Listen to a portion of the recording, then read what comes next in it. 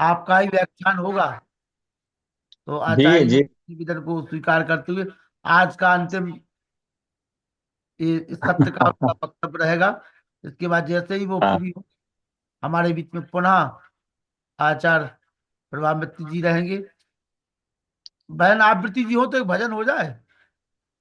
हाँ, नहीं वो अभी। नहीं कोई जी, व्यस्तता हाँ हो तो अभी कोई वो बात नहीं, व्यस्तता हो तो छोड़ दीजिए। व्यस्तता है, मैं शुरू करता हूँ।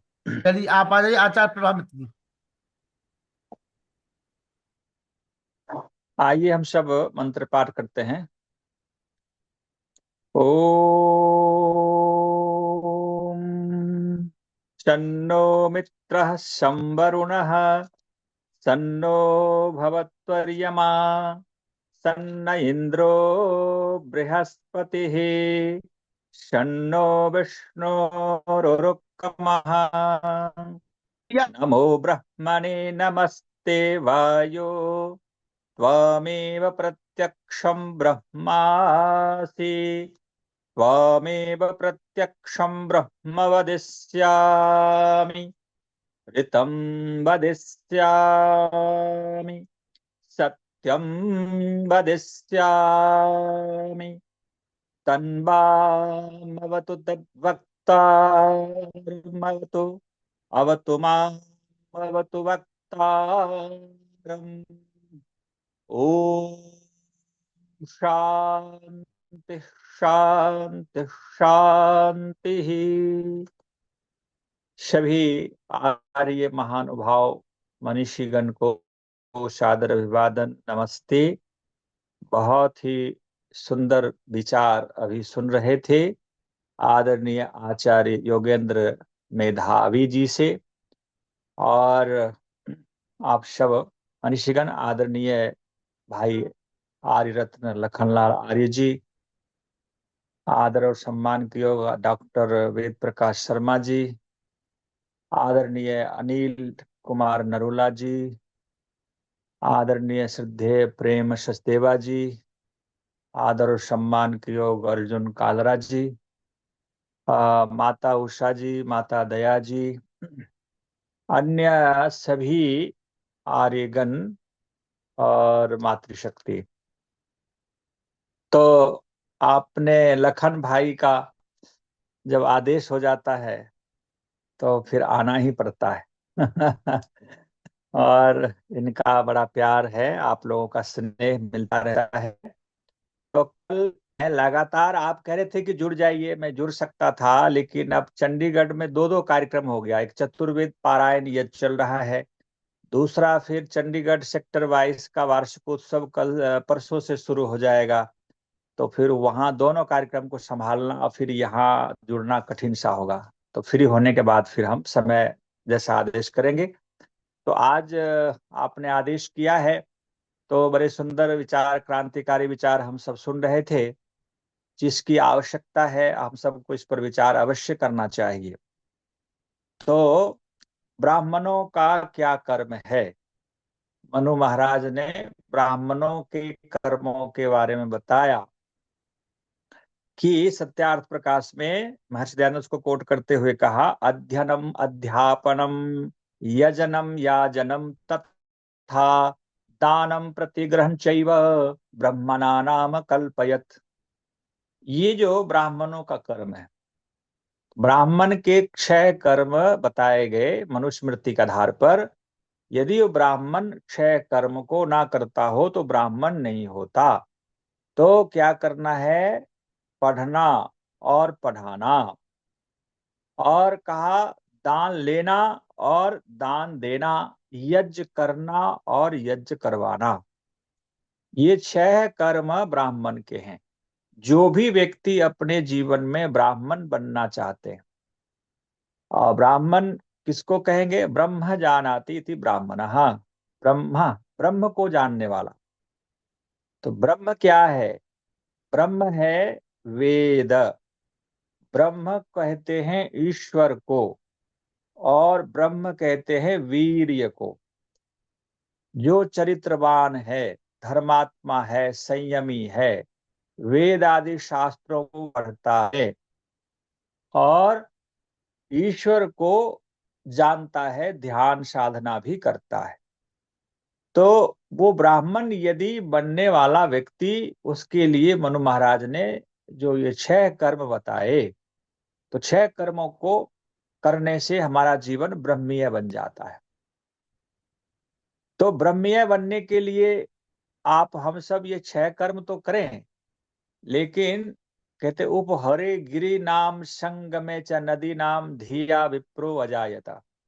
विप्र बनना के लिए बुद्धि को विप्र बना दें, हमारी बुद्धि मेधा बुद्धि बन जाए। तो मेधा बुद्धि का क्या अर्थ होता है? मेधावी जी हमारे बीच हैं, बड़े अच्छे वक्ता हैं। तो मेधा एक होती बुद्धि, मेध्री धातु है, जिसको ध्री धारणे, जिस बुद्धि को धारण किया जाए, जो पकड़ा जाए, अर्थात जो सत्य को तत्काल ग्रहण कर ले, ऐसी बुद्धि को मेधा बुद्धि कहते हैं। तो याम मेधाम देवगणः पितरश्चोपासते तया मा मध्य मेधयाग्ने मेधाविनम कुरु। आज ही प्रभु मुझे मेधावान कर दो, मेधावी कर दो। क्यों? क्योंकि आज हम जो पितर लोग उपासना, विद्वान लोग जिस मेधा की उपासना करते हैं, चाहते हैं कि प्रभु से हमें ईश्वर से मेधा मिल जाए, वो मेधा हमें मिले, बुद्धि की कामना नहीं करना। तो धियो योनः प्रचोदयात, तो सभी करते हैं कि धी बुद्धि मान बन जाए, अच्छी बुद्धि हो जाए। लेकिन यहाँ पर याम मेधाम देवगणः, तो वो मेधा की कामना हम सबको करनी चाहिए। तो मेधा किससे कहा? अभी आपने सुना कि जिसे धारण किया जाए, धारण सत्य को ग्रहण करने वाली बुद्धि, सत्य को तत्काल पकड़ ले। जैसे जहूरी हीरे को पहचान लेता है, उसी तरह से हमारी बुद्धि सत्य को स्वीकार कर ले और उसको छोड़े नहीं फिर कभी, बस पकड़ के रखे, वो मेधा बुद्धि। तो ब्राह्मण हमें बनना पड़ेगा, और ब्राह्मण बने हमारा कल्याण नहीं होगा। लेकिन भाई मेधावी जी कह रहे थे क्षत्रियों की आवश्यकता है, क्षत्रियों के बिना ब्राह्मणों की रक्षा नहीं होगी। देश काल परिस्थिति के अनुसार हमें क्षत्रियों का संरक्षण संवर्धन करना चाहिए, और ब्राह्मण को भी आवश्यकता पड़े तो शस्त्र उठा लेनी चाहिए।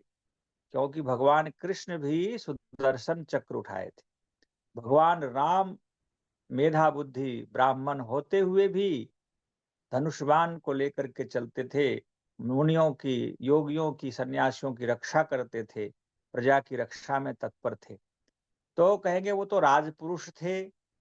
तो महर्षि दयानंद जो ब्रह्मवेत्ता थे, वो भी देश काल परिस्थिति के अनुसार अपनी साधना को अलग रखते हुए, ऐसे साधना तो करते थे प्रतिदिन, लेकिन अधिक समय उन्होंने राष्ट्र की रक्षा, राष्ट्र की आजादी और भारत माता की उन्नति के लिए कार्य किया, जिसका परिणाम है हम सब यहाँ आज इकट्ठे मिल पा रहे हैं।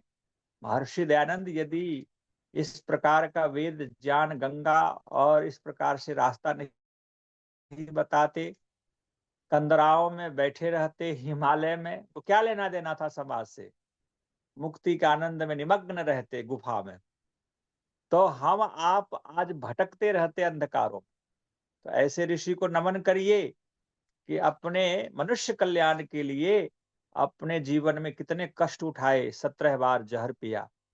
तो हम भी, अभी परिस्थिति बहुत उल्टी चल रही है, और इस उल्टी परिस्थिति में जो मेधावी जी कह रहे थे कि हम सबको सतर्क सावधान होना चाहिए, एक सूत्र में बंध जाना चाहिए। और आप सबका, हम सबका सौभाग्य है कि सरकार भी अभी दयानंद के कार्य को कर रहे हैं, उनके जो मिशन है दयानंद के, उस मिशन को आगे ले जा रहे हैं। और हमारे पौराणिक विचारधारा के संत महात्माओं की भी अकल खुल गई, ताले लगे हुए थे अकल बुद्धि में कि गायत्री मंत्र महिलाएं नहीं पढ़ सकती, और लहसुन प्याज राक्षसों के मल से पैदा हुआ, ऐसा कहने वाला बुद्धि से हीन व्यक्ति जो कहेंगे, वो जो बोल सकते थे, आज वो भी अपने बुद्धि के कुबुद्धि को हटाकर सद्बुद्धि भगवान ने दे दिया, कि वो कहते हैं कि जाति पाति कोई नहीं, सब हम सनातनी हैं।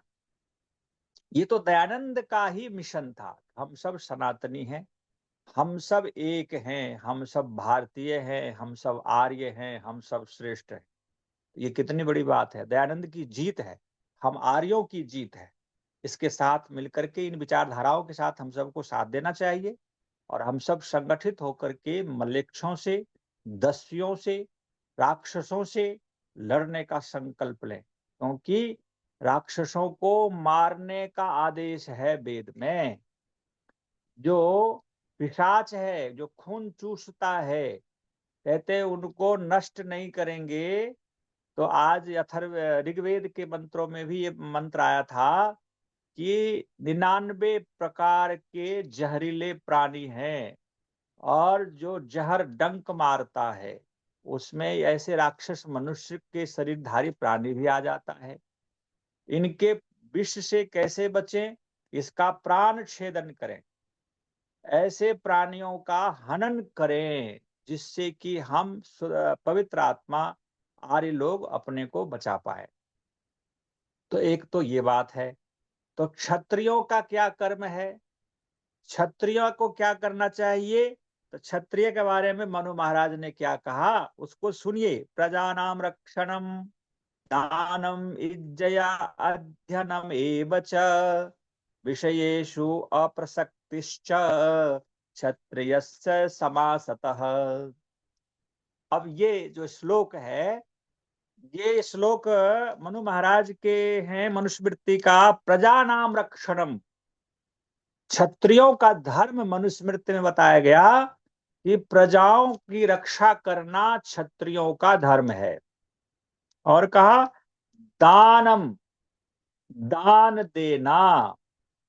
ब्राह्मण तो दान लेता भी है और देता भी है, लेकिन क्षत्रिय दान नहीं लेगा, वो दान देता है। किसको? जो वेद अनुसार कार्य करता है, धर्म की वृद्धि के लिए, विद्या की वृद्धि के लिए, आवश्यकता असहाय व्यक्तियों की सहायता के लिए क्या करें? तो कहा दानम इज्जिया। इज्जिया, तो इज्जिया कहते हैं होम को, इज्जिया अग्निहोत्र को कहा गया है, इज्जया। तो इज्जया का अर्थ हो गया अग्निहोत्र। तो राजा जो होते हैं उसको भी प्रतिदिन हवन करने का आदेश है मनुस्मृति में, धर्मशास्त्र में। राजा भी यदि हवन नहीं करता है तो वो राजा नहीं, क्षत्रिय नहीं है। और जब आर्यों का साम्राज्य था, चक्रवर्ती राज्य था, तो जिस घर में स्वाहा स्वधा का उच्चारण नहीं होता, तो उस घर में राजा अपना दूत भेजते थे कि जाकर के देखो कि वहां पर किस चीज का भाव है, और उसके घर में हवन क्यों नहीं हो रहा है, तो यज्ञ की धुआं क्यों नहीं उठ रही है, स्वाहा सुधा की आवाज क्यों नहीं निकल रही। तो ये आर्य रत्न जी ताली बजा रहे हैं, देखिए।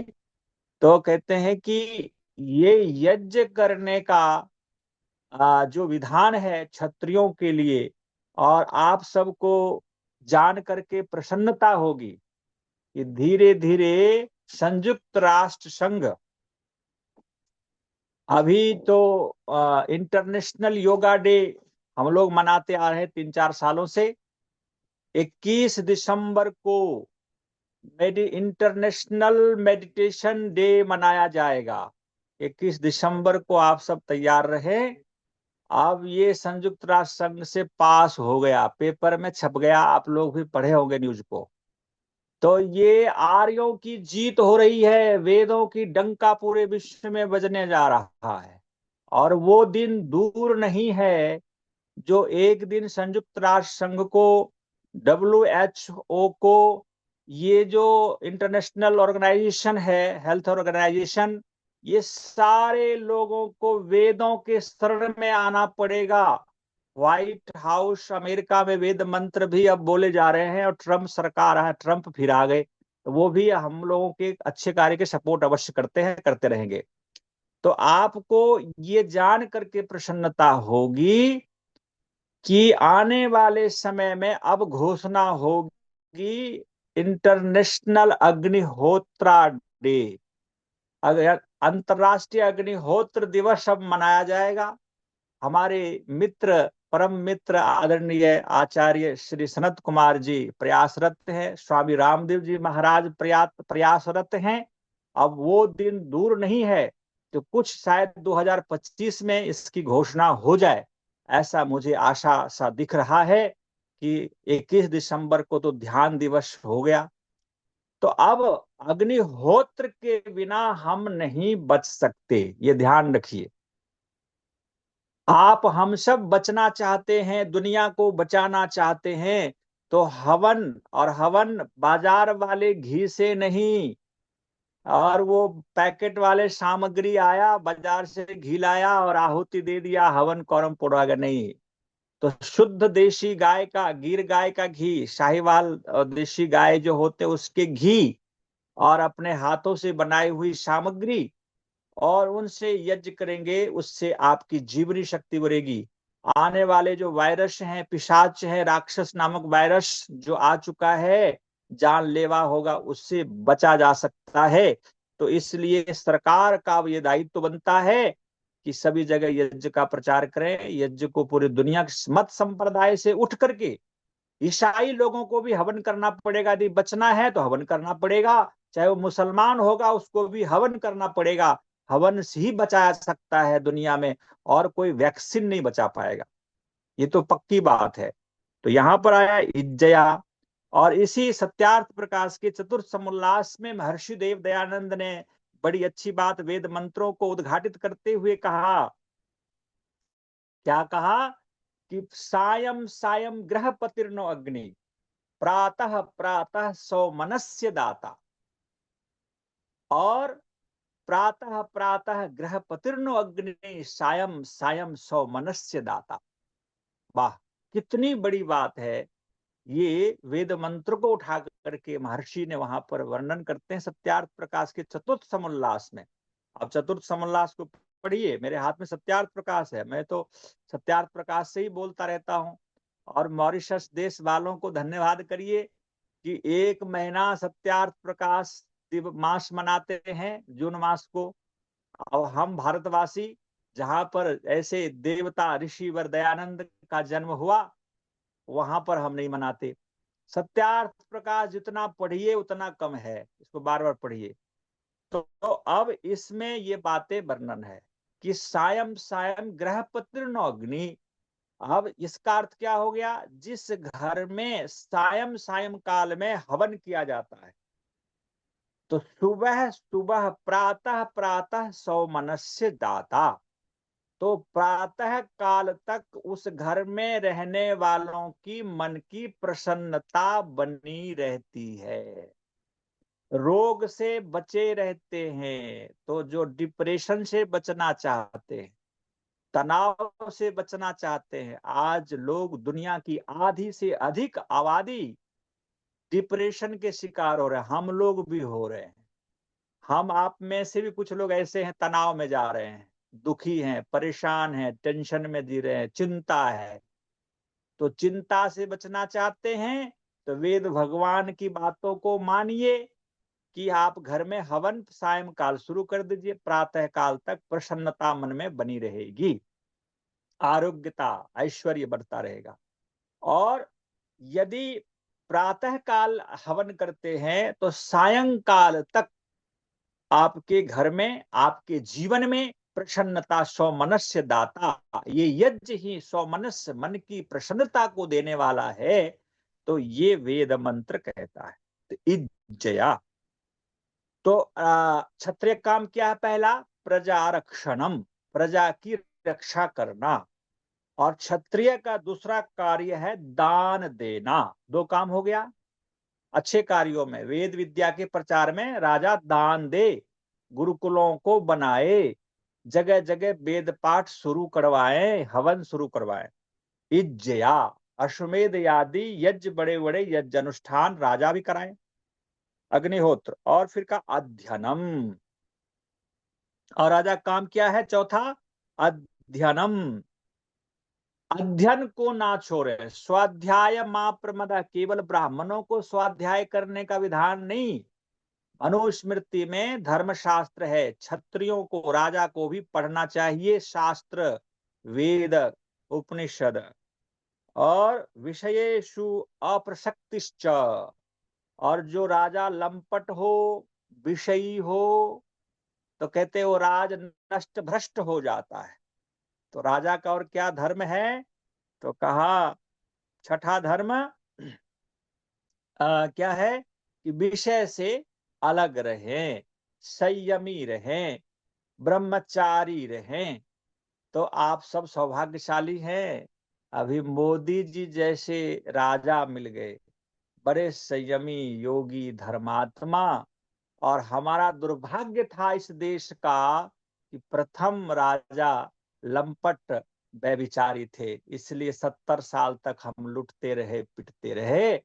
तो ये सौभाग्य है हम सबों का, ऐसे राजा बहुत काल के बाद इस राष्ट्र को प्राप्त हुआ होते हैं, इसका लाभ लेना चाहिए। अच्छा जी, तो क्षत्रियस्य समासतः, तो ये क्षत्रियों का धर्म का वर्णन किया। अब आइए वैश्य का धर्म का वर्णन क्या है। वैश्य लोग क्या करे, पशूनाम रक्षणम दानम इज्याध्ययनम एव च, वाणिक्यम पथम कुशीदम च, वैश्यस्य कृशमेव च। अब मनुस्मृति में ये बात की वर्णन आ गई, चर्चा आई है कि जो वैश्य वर्ग हैं उसके लिए पशु नाम रक्षणम, पशुओं का पालन, गौशाला खोलिए, देसी गाय का गौशाला बनाएं, अपने घरों में देसी गाय पालें, पशुओं का रक्षण करें। और दान को देने वाला भामाशाह, जिस राष्ट्र में यदि वैश्य वर्ग दानी नहीं होते तो वो राष्ट्र भी नष्ट भ्रष्ट हो जाता है। जो बिजनेसमैन है और वो टैक्स चोरी करता है तो राज्य की वृद्धि नहीं होती है। तो जीएसटी लगा करके मोदी जी ने सारे वैश्य वर्गों से, व्यापारियों से टैक्स ले रहे हैं। देखिए राष्ट्र अपना तीसरी अर्थव्यवस्था दुनिया की बनने जा रही है। ये भारतवर्ष ये शक्तिशाली होने जा रहा है। यदि भारत में पहले टैक्स चोरी होता था, जो वन्या वर्ग थे, जो वैश्यगण थे, वो कमाता था और अपना सारा हजम कर जाता था, राष्ट्र को दे देता था, धर्म में दान नहीं करता था। तो मनु महाराज ने इस बात को कहा कि वैश्य का कर्म है दान देना, राष्ट्र की समृद्धि के लिए, यज्ञ धर्म की वृद्धि के लिए दान। और कहा इज्जया, इज्जया अग्निहोत्रम, और वैश्य लोग भी अग्निहोत्र करें। और क्या कहा, अध्ययनम एव च, तो वैश्य लोग भी पठन पाठन को ना छोड़ें। स्वाध्याय सबके लिए है, क्योंकि बिना स्वाध्याय से ना ही ज्ञान समम पवित्रम, कहा गया कि ज्ञान के सदृश कोई पवित्र करने वाला कोई सत्ता नहीं है। तो ज्ञान की सबकी आवश्यकता है। और वनिकम पथम च, वनिक पथम का मतलब होता है व्यापार, बिजनेस, बिजनेस करना। और कुशीदम, कुशीदम का अर्थ है कि ब्याज लेना, सूद लेना। ऐसे ब्याज का धन शुद्ध नहीं माना जाता है। तो यदि व्यापारी ब्याज ना ले तो फिर वो बात नहीं बनेगी। तो महर्षि दयानंद ने एक बहुत बड़ी बात कही कि अधिक ब्याज ना लेवें, अधिक सूद ना लें। यदि रुपया का 2 रुपया डबल, 100 रुपया का 200 रुपया यदि किसी को आपने दिया है तो उससे ब्याज बना करके 200 रुपया नहीं करनी चाहिए। और हाँ, 100 वर्ष भी हो जाए किसी को पैसे दिए हुए, कर्ज लिए हुए, 100 वर्ष के बाद भी दुगुना से अधिक पैसे उन लेने वालों से ब्याज के रूप में ना लें, नहीं तो पाप हो जाएगा। दुगना से अधिक लेने का आदेश 100 वर्ष के बाद भी नहीं है। और कुछ अंश ये जो कुशीदम है ब्याज लेना चाहिए, जितना कि क्षम्य है। तो ये कर्म इसका वैश्यों का है। तो और कृषि में च, वैश्य से कृषि में च, अब खेती करना, तो इतने हो गए। पशु का रक्षा करना, दान देना, हवन करना, अध्ययन करना 4, और व्यापार करना 5, और कृषि करना, खेती करना, ये 6 कर्म इसके वैश्य के भी बताए गए। और अब शूद्र क्या है, शूद्र का क्या कर्म है? तो शूद्र का एक मेव ही शूद्रस्य प्रभु कर्म, एक ही निश्चित रूप से एक ही कर्म है उसका। समादिशत क्या है? एतेषाम एव वर्णानाम शुश्रूषाम अनुसूयया, कि एतेषाम वर्णानाम, जो ब्राह्मण क्षत्रिय और वैश्य वर्ण हैं, उनकी सेवा करना और छल कपट राग द्वेष से, मलिनता से रहित रहना। तो शूद्र जो हैं उसको भी कुलीन शूद्र कहा जाता है, जिसमें पवित्रता हो, छल कपट आदि ना हो, निष्कपटता से सेवा करता हो, वो कुलीन शूद्र हैं और वो हमारे समाज के अंग हैं। उनके बिना तो ब्राह्मण वेद पाठ ना कर सके। अब वेद पाठी, अभी वेद पाठ चल रहा है, हम लोग उसमें लगे हुए हैं। अब हम भोजन भी पकाने लग जाएं, सफाई भी करने लग जाएं, तो सारा काम करेंगे तो फिर वेद विद्या का चिंतन कब करेंगे? तो फिर स्वामी दयानंद जैसे अपने सेवक रखते थे जगन्नाथ रसोईया को, तो स्वामी जी स्वयं भोजन पकाने लगते, सारा काम, तो वेद का भाष्य कब करते, शास्त्रार्थ कब करते? तो शूद्र हमारा एक अंग है, जो ठीक है विद्या नहीं पढ़ पाया, लेकिन उनके सेवा के बिना हम चल नहीं सकते। ये शरीर में भी तो 4 वर्ण हैं। ये सिर को ब्राह्मण कहते हैं, भुजाओं को क्षत्रिय कहते हैं, पेट को वैश्य कहते हैं, कमर से नीचे पांव को शूद्र कहते हैं। तो ये शरीर जैसे चारों वर्णों के साथ जुड़ा हुआ है, उसी तरह हमारा समाज, मानव समाज चारों वर्णों के साथ जुड़ा हुआ है। लेकिन चारों वर्णों के लिए वेद विहित कर्म का आदेश है। वेद विरुद्ध कर्म कदापि ना करें। वेद विरुद्ध आचरण करने वाला व्यक्ति वह नास्तिक, और वो अन्यायकारी, अनाचारी, वह व्यक्ति समाज के लिए विध्वंसक होता है। तो इस प्रकार से शुभ कर्म, हमें वेदानुसार कर्म करना चाहिए। और मैं आपको यह कहना चाहूंगा कि मोक्ष भी मिलता है पुण्य कर्म के फल से। किसी के पास सुंदर शरीर है, बुद्धि सुबुद्धि है, और पास में ऐश्वर्य है, जीवन में सदाचार है, उनके पुण्य कर्मों का फल है। एक अपाहिज, एक अपंग व्यक्ति, एक बुद्धिहीन व्यक्ति, अभावग्रस्त व्यक्ति, वो मोक्ष की कल्पना कैसे कर सकता है? तो मोक्ष में भी वही जाता है जो पुण्य कर्म पीछे करके अपने जीवन में ऐश्वर्य को, चाहे वो शरीर का ऐश्वर्य हो, विद्या का ऐश्वर्य हो, धन का ऐश्वर्य हो, यदि आपको प्राप्त है, तो ये जानिए कि पिछले पुण्य कर्म है। पुण्य कर्म कमाइए। तो पुण्य कर्म आप कैसे करें? तो पीछे चर्चा में बातें आई थी, आदरणीय दुरिया जी कह रहे थे कि कर्म फल तो गहन है, इसको कैसे जानेंगे? देखिए, मनुस्मृति में बहुत सारे कर्मों का विधान मनु महाराज ने किया, यथार्थ है। और उस कर्मों के आधार पर शुभ कर्म का हमें बोध होता है, अशुभ कर्म का भी बोध होता है। तो शुभ कर्मों को हमें प्रयत्न पूर्वक करना चाहिए, और शुभ कर्म करने से हमें पुण्य मिलता है। कर्माशय अधिक हो पुण्य कर्म का, तो इस जीवन में भी सुख मिलेगा और आगे भी मिलेगा। तो आप विचार कर लें, तो आप दैनिक यज्ञ करते हैं, तो उससे पुण्य नहीं मिलेगा। उससे तो आपका बैलेंस बरकरार रहता है, आप डाउन में नहीं जाते, नीचे नहीं जाते।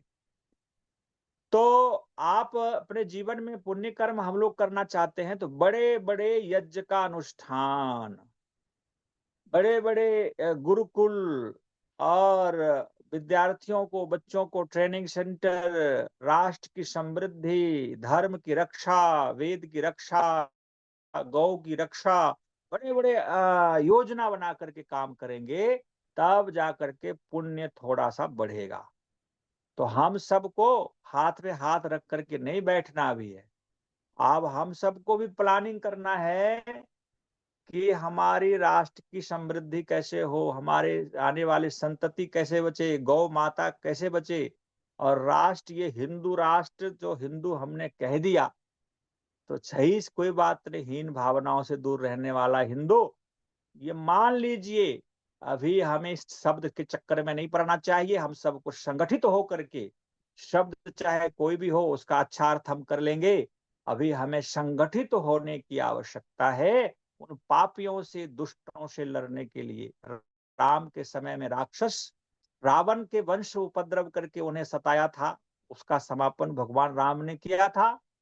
और कृष्ण के समय में कंस दुर्योधन जैसे अन्यायकारी हुआ, उसका समापन भगवान कृष्ण ने किया, उसको मृत्यु दंड दिया, महाभारत की लड़ाई हुई। आज फिर एक महाभारत होने की आवश्यकता है, और उसके लिए इन राक्षसों को, मलेक्षों को, इनको हमें सफाया करने की आवश्यकता है। ये पूरे पृथ्वी पर आतंक मचा रखा है, इनकी सफाया के बिना पूरे विश्व की, पृथ्वी का कल्याण असंभव है।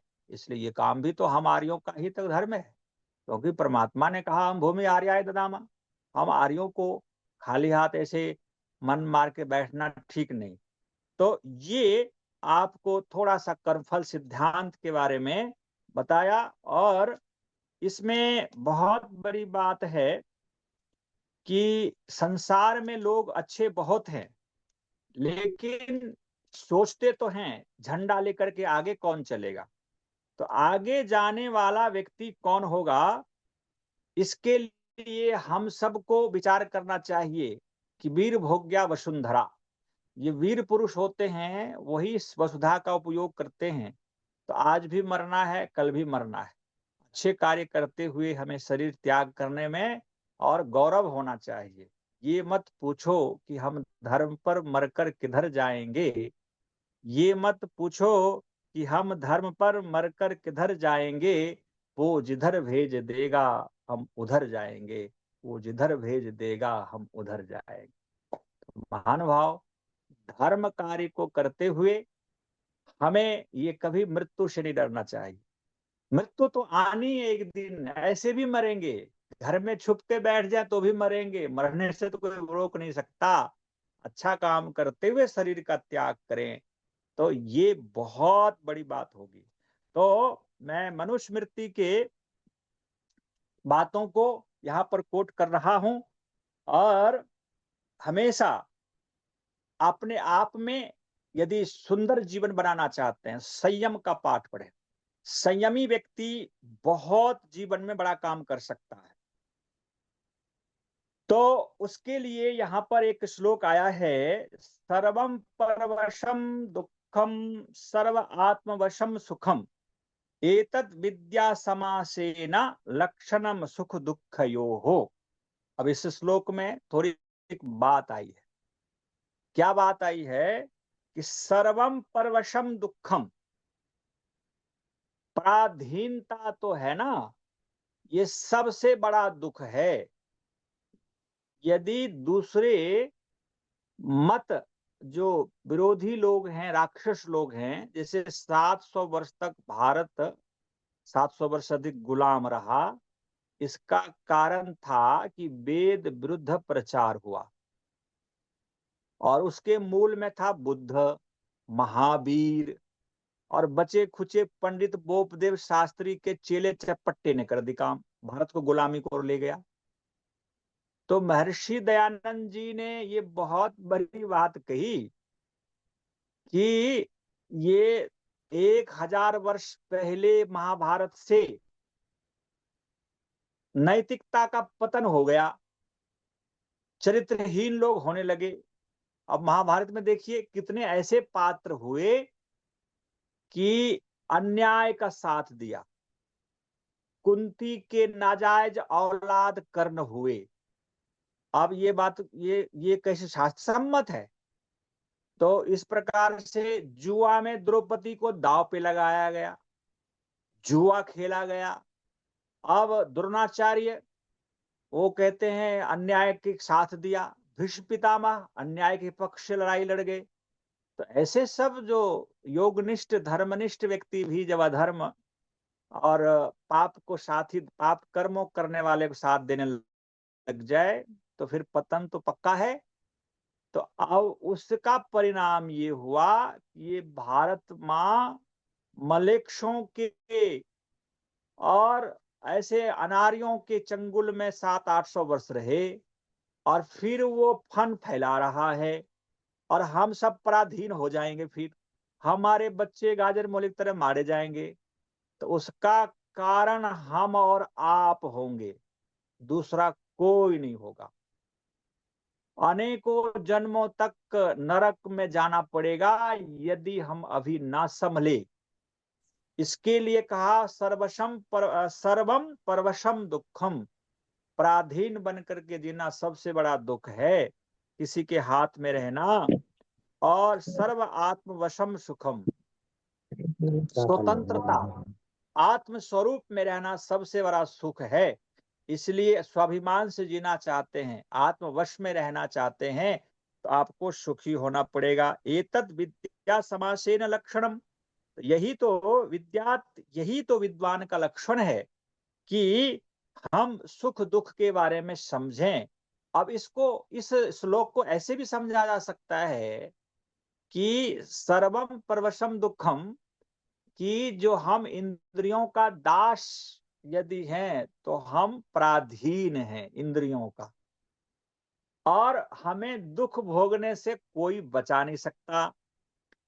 और यदि आत्मा के वश में चले जाएं, इंद्रियों को छोड़ दें, इंद्रियों के पीछे ना भागें, तो हम सुखी हो जाएंगे। लेकिन हम मूढ़ आत्मा इंद्रियों के दास बने हुए, हम देखे बिना खाए बिना और इसके विषयों में फंसे रहते हैं। इसलिए संयमी बनना है, सदाचार का पाठ पढ़ना है। और जिनकी आयु 50 से ऊपर हो गई तो सौभाग्यशाली है जी। बच्चे बड़े हो गए, विवाह शादी हो गए, तो वानप्रस्थ ले लीजिए। और हमारे आचार्य योगेंद्र मेधावी जी बड़े ध्यान से सुन रहे हैं, मैं इनका धन्यवाद करता हूँ।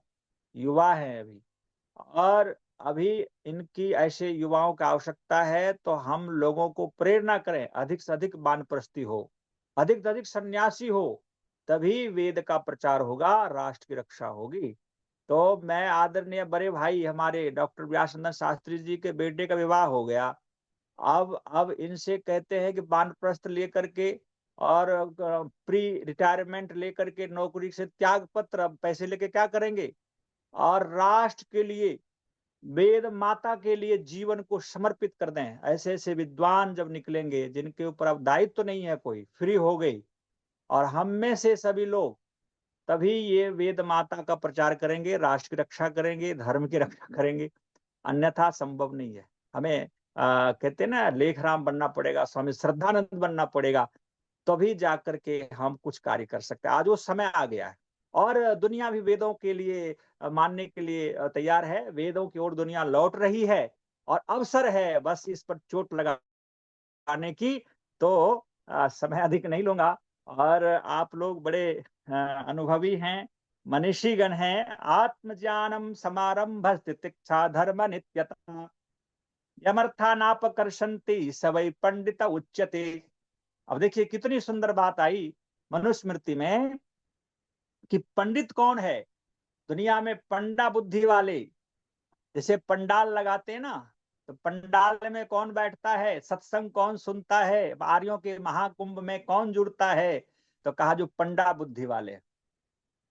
आत्मज्ञानम समारंभस तितिक्षा धर्म नित्यता, कहते आत्मज्ञान के पिपासु जो हों, और कहते हैं जो सुख दुख में समभाव रहता हो, धर्म की नित्य वृद्धि करता हो, और यमर्था नापकर्षन्ति, यम नियम आदि का परित्याग ना करता हो, इसको सदा हम पंडित कहते हैं। तो ऐसे सदाचारी व्यक्ति हमारे जीवन में, हम स्वयं सदाचारी बने, स्वयं पंडित बने, तभी अपना और राष्ट्र का कल्याण कर सकते हैं। महानुभाव, तो मैं अंतिम बात ये भी बता दूं कि महर्षि दयानंद जी ने सत्यार्थ प्रकाश में बहुत अच्छी अच्छी बातें लिखी है। मैं उसी के बात की व्याख्या आपके बीच में रखा।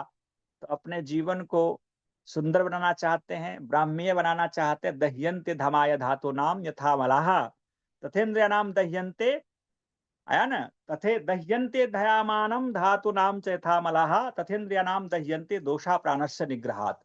तो इसमें ये बात है कि आप सब प्राणायाम करिए, आप ध्यान करिए।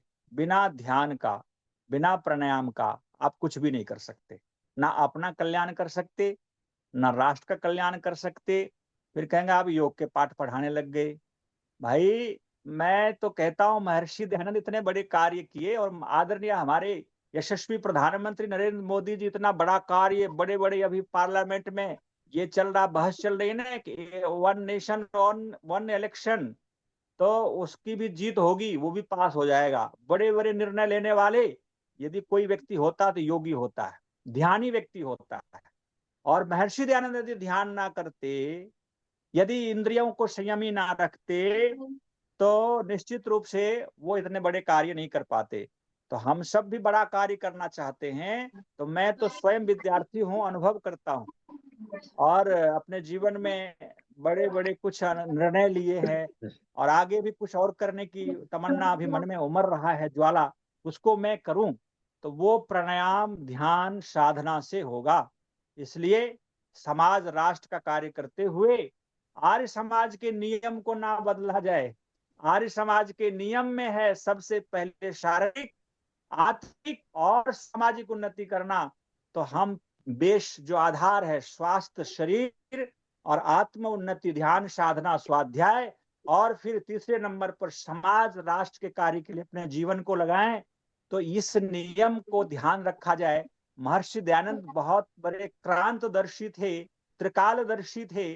उन्होंने आर्य समाज के नियम में जो बातें कही है बड़ा गजब का मोती के जैसा है, हम उसको समझ नहीं पाते। महानुभाव, आप सब बड़े जिज्ञासु हैं, और कुछ भाव में आकर के कुछ बातें मेरे मन में आए और आपके बीच में रखा। आपने ध्यान पूर्वक सुना, इसके लिए आभार प्रकट करता हूं आप सबके प्रति। और सभी मनीषीगण हैं, ये मेरी बात कुछ नहीं थी, ये मनुस्मृति की बात मैंने आपके बीच में रखा, सत्यार्थ प्रकाश की बात रखा। यदि मेरे बहुत अंदर कोई बहुत आप दोष भी आभार। देखते हैं तो मैं साधारण मनुष्य हूं, तो दोष है, और दोष मनुष्य का होता है। तो मेरी बात अपनी नहीं थी, वो मनुस्मृति का सत्यार्थ प्रकाश का था। इस पर हम सबको विचार करना चाहिए। धन्यवाद। बहुत बहुत आभार। और बहुत व्यस्तता थी, फिर भी मेरे निवेदन को स्वीकार किया। और हम इसी बीच में हमारे डॉक्टर अखिलेश शर्मा जी, जलगांव महाराष्ट्र, हम सभी का सौभाग्य है कि आज वो भी साथ समय से जुड़े हुए हैं। आचार्य योगेंद्र मेधावी जी तो रुद्रपुर जा ही रहे हैं, खुद सुन रहे हैं, अपने चार दोस्तों को सुना रहे हैं। अभी तो हमें आचार्य योगेंद्र मेधावी जी, आइए आचार्य अखिलेश शर्मा जी। जी हम, नमस्ते जी, नमस्ते। नमस्ते। हमारा सौभाग्य है कि आपके दर्शन हो रहे हैं जी आदर। जी, सभी आदरणीयों को मेरा सादर नमस्ते। आचार्य प्रभामित्र जी को भी नमस्ते। बड़ा सुंदर व्याख्यान चल रहा था, और वर्ण व्यवस्था कैसी होनी चाहिए। निश्चित रूप से आज भले ही हम राष्ट्र के स्तर पर वर्ण व्यवस्था को स्थापित नहीं कर पा सकते हैं, परंतु व्यक्तिगत जीवन में कुछ चीजों को हम जरूर अपना सकते हैं, या 100% भी अपना सकते हैं। अब आदरणीय व्यास जी शास्त्री जी को तो आपने वानप्रस्थ का सुझाव दे ही दिया है। हम भी इसी लाइन में हैं, परंतु अभी हमारे यहाँ विवाह होने बाकी हैं बच्चों के। और ये निश्चित रूप से मैंने तो सोच ही रखा है कि चाहे कुछ हो जाए, जैसे ये सेवानिवृत्त होते हैं या तो किसी गुरुकुल में जाएं, वहीं अध्ययन अध्यापन करें। नहीं हो सके तो ये ये अपने गुरुकुल, जीवन की। आप एक नया गुरुकुल खोलिए, हम आपके साथ आ जाएंगे वानप्रस्थ लेकर के। नहीं, बहुत से गुरुकुल पुराने ही ढंग से नहीं चल रहे हैं। तो मैंने सोच रखा है कि जरूर कहीं ना कहीं, या फिर वो परमेश्वर की इच्छा है, नया भी खुल जाए तो कोई दिक्कत वाली बात नहीं है।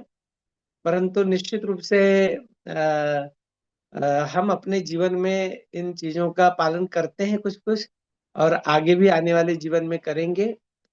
और जैसे कि अभी बीच में किसी ने सूचना दी है कि भाई पुत्र के यहाँ पुत्र हो जाए तो वानप्रस्थ की ओर आगे बढ़ना चाहिए। तो उस ढंग से भी हम सोच सकते हैं, विचार कर सकते हैं। और वानप्रस्थ घट जाए जीवन में तो वो सबसे बड़ी बात है, क्योंकि हमने देखा है कि बाद में भी क्या क्या दिक्कतें होती हैं।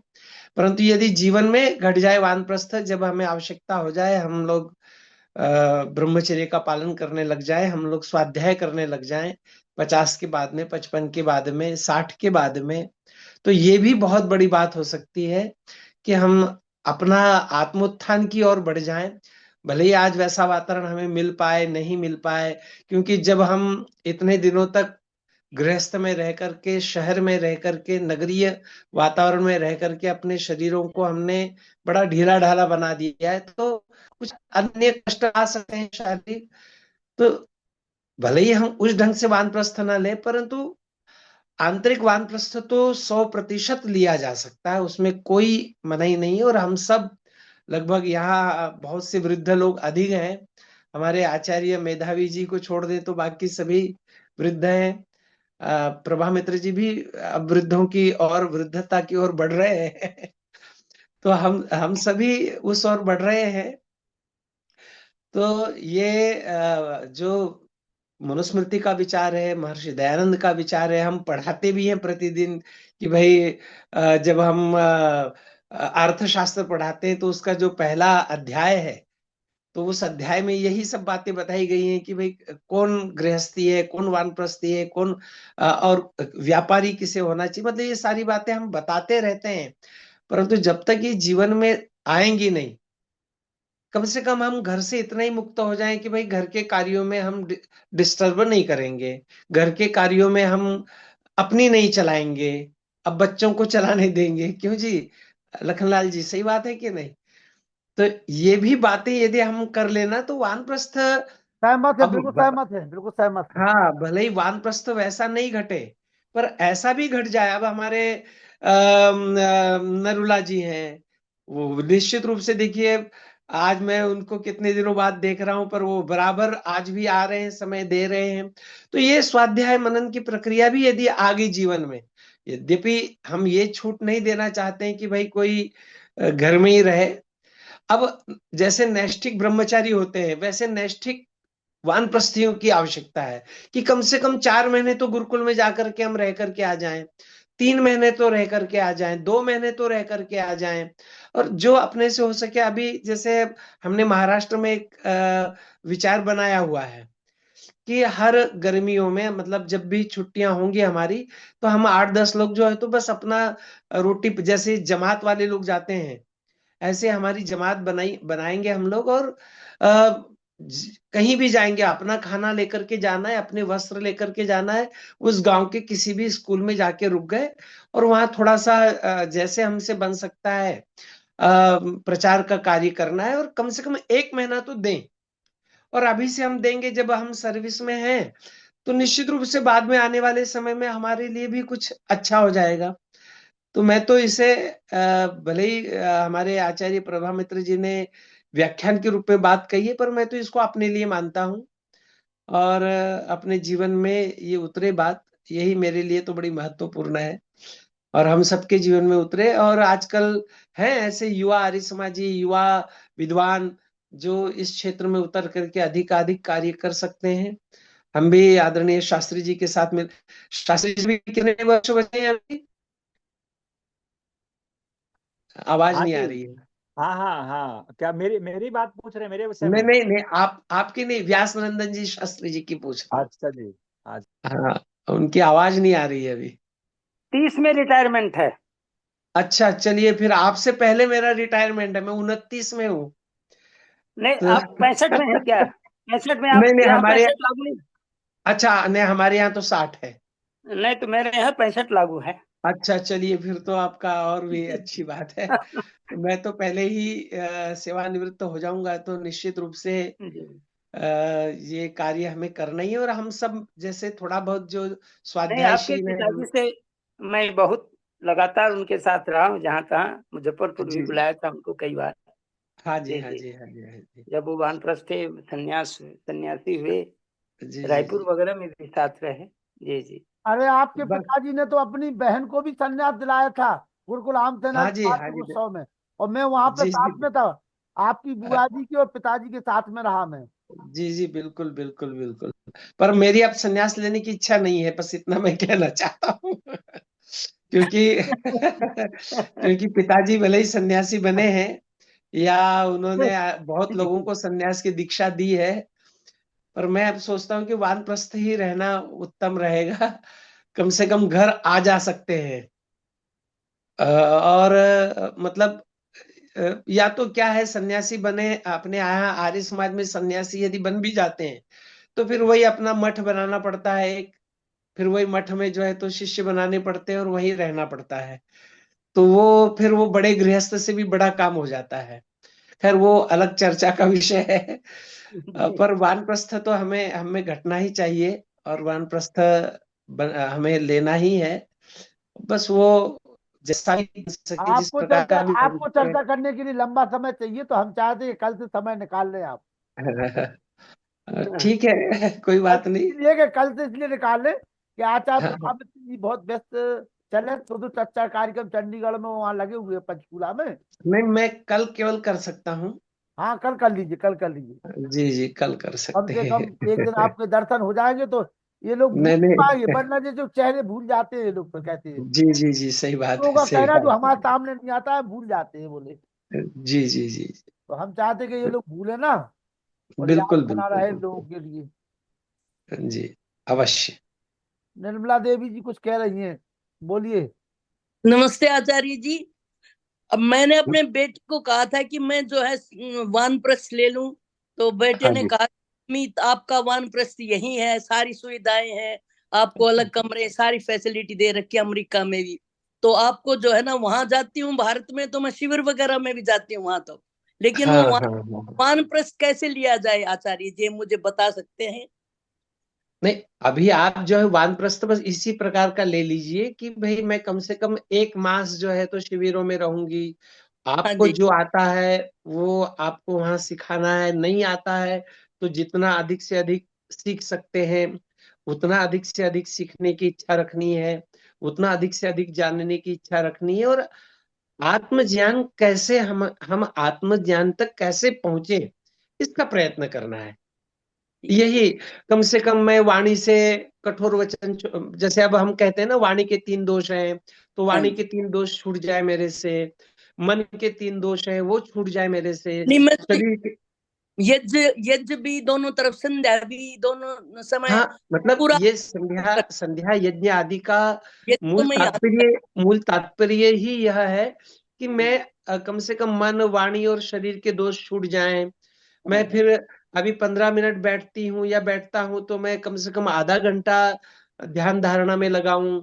और यदि मेरा मन अपने वश में नहीं आता है तो फिर इसके ऊपर चर्चा करूं कि मन कैसे आए, फिर शरीर कैसे आए, फिर ईश्वर जीव प्रकृति की हम चर्चा करते हैं तो प्रकृति को कैसे जानूं। मैं सबसे पहले यही कहता हूँ लोगों को, पहले प्रकृति को जाने हम, फिर क्या फिर प्रकृति को जान लिया तो तन मात्राएं क्या है इनको जाने हम, फिर इनको जान लिया तो फिर बाद में फिर अहंकार आ जाता है, फिर ये अंतःकरण चतुष्टय आ जाता है, फिर बाद में आत्मा की बात आती है। धन्यवाद जी। हाँ अच्छा, धन्यवाद जी जी। जी जी। तो कर रही हूँ मैं अब यहाँ भी, लेकिन वो गुरुकुल में नहीं भेज रहे बच्चे आइए, हाँ मुझे। ठीक है। जी डॉक्टर जी। व्यासनंद शास्त्री जी 2 मिनट। ओम इंद्रं वर्धन्तो अप्सुरः कृण्वन्तो विश्वमार्यम् अपघ्नन्तो अरावणः। ओम शांति शांति शांति।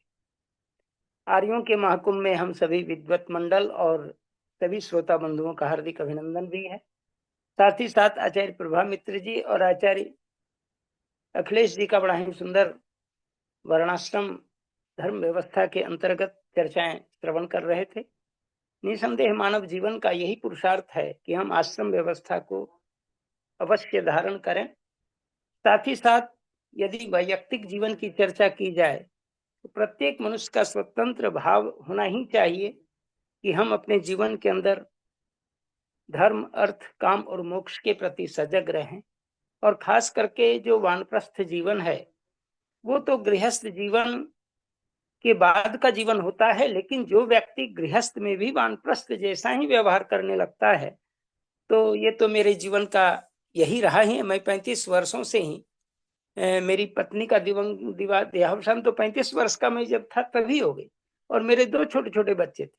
उसके बाद से मैंने पुनर्विवाह नहीं किया। लोग काफ़ी चाहते थे कि इनका पुनर्विवाह करा दिया जाए, संबंधी लोग भी, लेकिन मैंने कहा कि नहीं, ये कदापि संभव नहीं है।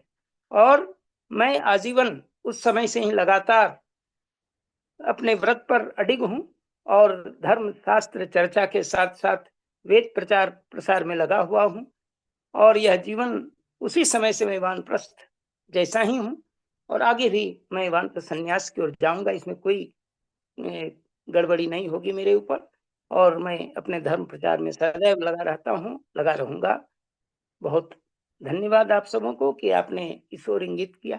धन्यवाद। बहुत बहुत बढ़िया आदरणीय। और आचार्य योगेंद्र मेधा जी को अभी हमें जो है गृहस्थ आश्रम में भेजना है, उसके बाद संन्यास और वानप्रस्थ की चर्चा करेंगे हम उनसे। अभी तो पहले हमें उनकी गृहस्थ की तैयारी करानी है। प्रेम सचदेवा जी, अवस्थी जी, अखिलेश आचार्य जी आ गए, कुछ कह रहे हैं, बताइए। नहीं नहीं, बोलने दीजिए, बोलने दीजिए। मैं तो केवल शास्त्री जी के लिए कह रहा था कि उनकी बड़ी तपस्या है, पहले ही बहुत तप उन्होंने किया हुआ है, और निश्चित रूप से उनका मार्गदर्शन हम सबको मिलता रहेगा। चंद्रशेखर जी। शर्मा जी का मन हो रहा है हाँ, संन्यास लेने का। आइए। नमस्ते नमस्ते आचार्य जी को बहुत बहुत प्रणाम। ब्रह्मनिष्ठ आचार्य भी हैं और योगेंद्र जी भी हैं, अखिलेश जी भी हैं, और लखनलाल जी, आपको बहुत बहुत धन्यवाद कि आपने बहुत हमें बहुत ज्ञान दिया। मैं एक निवेदन सबसे करना चाहता हूँ। प्रभामित्र जी भी हैं, अखिलेश जी भी हैं और व्यासनंदन जी भी हैं, आप तो हैं ही हैं, कि हम जो आर्य हैं वो ब्राह्मण तो बहुत बन गए, ब्रह्मनिष्ठ बनने की कोशिश तो बहुत कर रहे हैं। और जो आज आचार्य जी ने कहा कि क्षत्रिय बल, छात्र बल की हमें आवश्यकता है इस समय सबसे ज्यादा, ठीक है ना। और ब्राह्मण भी अब अस्त्र शस्त्रधारी होता है, क्योंकि वो ही शस्त्र चलाना चाहते हैं। तो आपातकाल में ब्राह्मण को भी शस्त्र उठा लेना चाहिए, और मैंने अपने घर में रख रखे ईश्वर की दया से। मेरे दादा परदादा तो काम यही करते थे, शस्त्र बनाने का। और तो दूसरा ये है कि हम जो है लिखे हुए को प्रमाण मानते हैं। अब जैसे अपने बहुत ऐसे ब्रह्मनिष्ठ लोग हैं जिनकी समाधि कभी कभी लगती है एक क्षण के लिए, और उनको कुछ उसमें कुछ नया दिखता है, तो उसको सबके बीच में रखें ताकि वो जो प्रेक्षण है सब मिलकर के एक सिद्धांत बने। अ, मैंने विचार रखा था भाई, उसको गलत थोड़ा सा समझ लिया, मैं क्षमा चाहूंगा। वो काल को मैंने द्रव्य ही बताया, ब्रह्म नहीं बताया था मैंने कि। और अब मेरे पास आप जितने शब्द नहीं है कि मैं अपने अनुभव को बता सकूं, क्योंकि वो जो ध्यान अवस्था में कोई चीज ऐसी आती है, उसके लिए कई बार शब्द नहीं मिलते हैं। अ, फिर भी मैं अध्ययन कर रहा हूँ, आर्य ग्रंथों का अध्ययन कर रहा हूँ, ताकि मुझे ऐसे शब्द मिले ताकि मैं इनको लिख सकूं और अपनी बात आप लोगों के बीच में रख सकूं। मैं तो अभी यूं समझो कि घोर पौराणिक, और उसके अंदर से अरे नहीं, आपने उस दिन कहा निकल था कि आप आर्य समाजी बन गए भाई। हैं। आपने कहा था कि मैं अब आर्य समाजी बन गया हूँ। न आर्य समाजी बनने के लिए बहुत योग्यता चाहिए साहब। मैं भी कर कर रहा हूँ कोशिश आपकी लाइन में आने की, है ना। आइए। आर्य बन जाऊंगा तो उस दिन तो कृतार्थ हो ही जाएंगे, देश भी हो जाएगा, क्योंकि फिर मैं बैठ नहीं सकता। फिर तो मैं निकलूंगा, आचार्य जी ने जैसे आज आदेश दिया ना, राष्ट्र की सेवा में मैं निकल पड़ूंगा। बहुत अच्छे, बहुत अच्छे, बहुत बहुत बधाई हाँ जी। आपको। बहुत बहुत बधाई। देखिए, हमारे आचार्य प्रभावित जी की बात और अखिलेश जी की बात को, कुछ लोग बाहर जाने के लिए तैयार है, कुछ लोग घर के अंदर तैयार हैं, लेकिन तैयार तो है कम से कम, यही बड़ी बात है। आइए आचार्य योगेंद्र मेधावी जी, आचार्य योगेंद्र मेधावी जी, थोड़ा सा नेटवर्क इशू हो रहा होगा। आचार्य योगेंद्र मेधावी जी।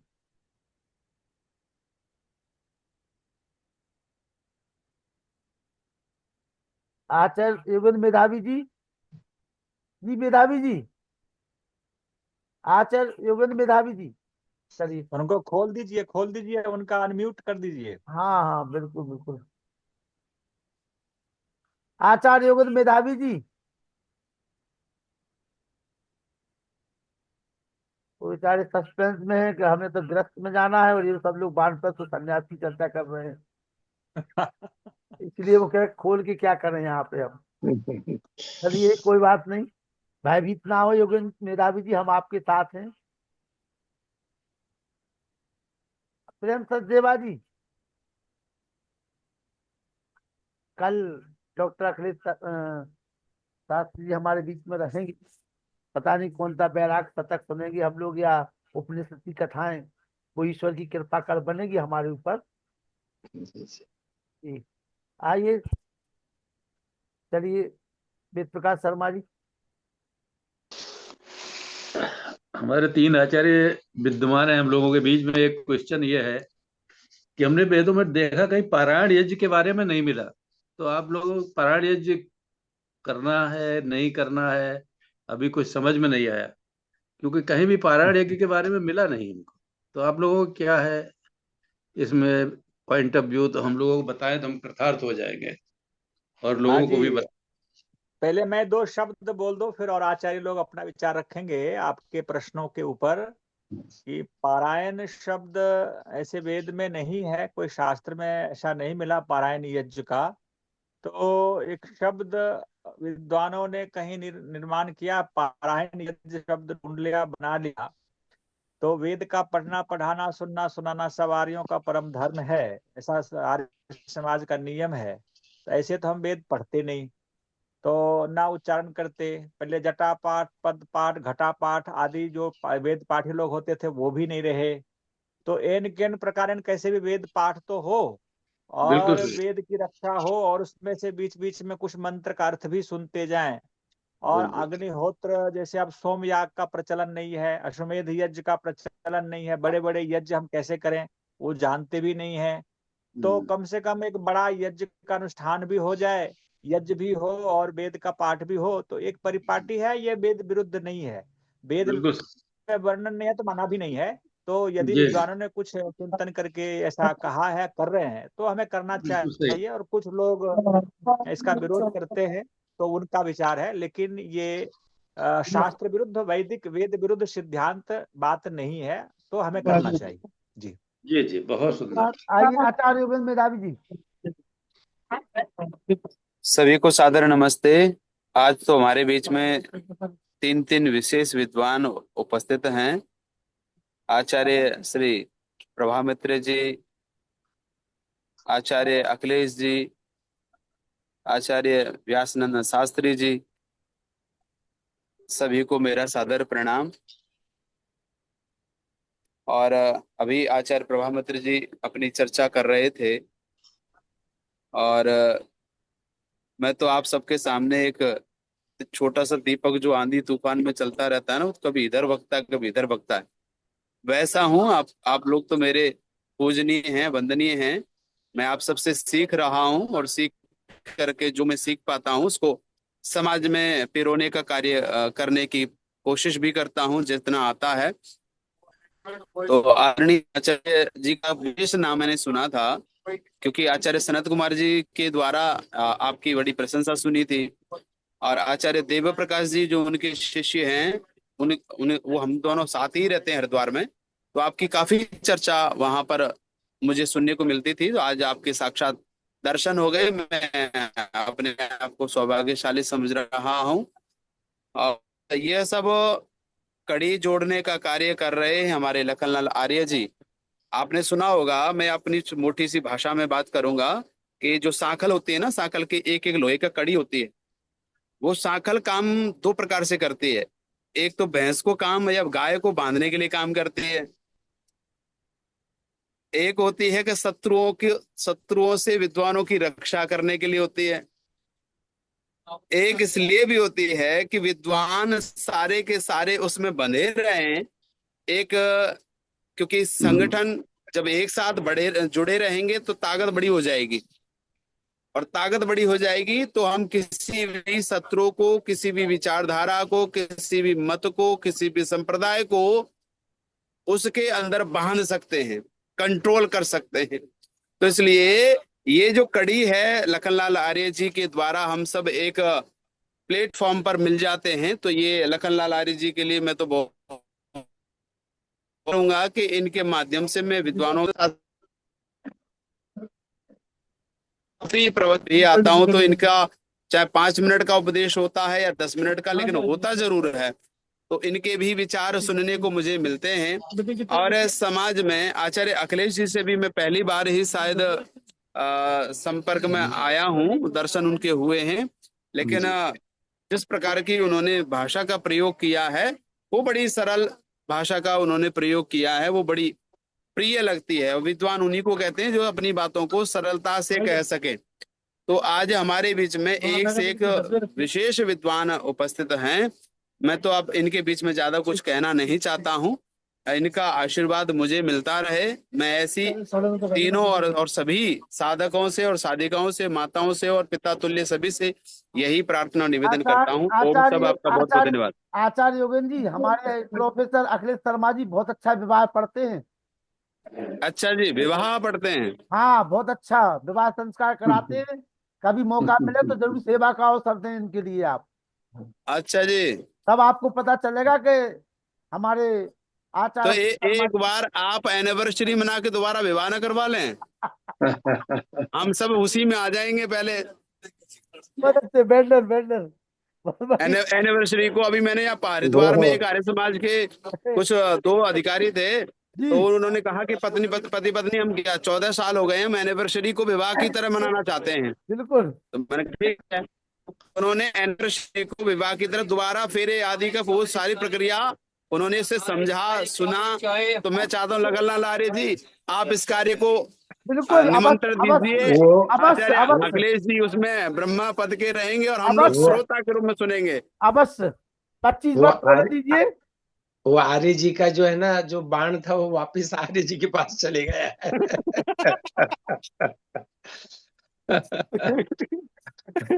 वो चलिए, ये तो मुझे प्रेरित करना चाहते थे, मैं वही समझ रहा वही था, लेकिन ये तो प्रेरित स्वयं को ही हो गया।